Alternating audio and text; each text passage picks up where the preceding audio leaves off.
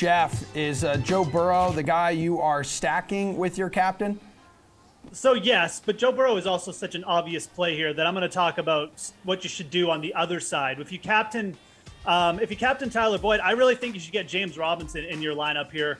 Robinson's carries have gone up in each of the first 3 games. Again, Jacksonville finding out very quickly that they don't really want Trevor Lawrence throwing 50 times a game because that leads to more interceptions.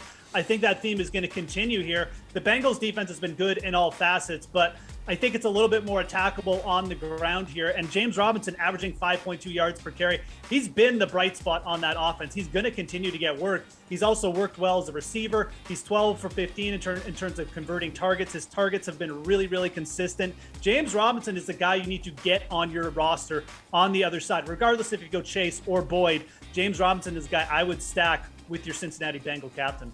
All right, AJ, how about you, dude? Who you stacking?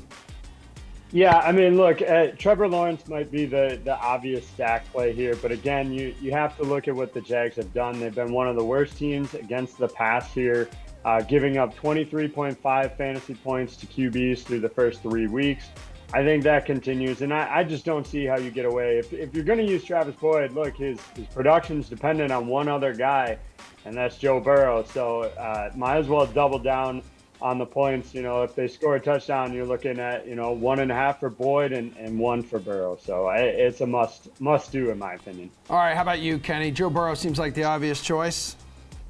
Yeah, no, it's not. It's the Bengals defense at $5,600. This is what you want to do here. You want to play the Bengals D with the high-priced Bengals receivers and running backs and quarterbacks. I think that this is going to be a pretty dominant night. When you look at last week, 4 sacks, 2 picks against Pittsburgh.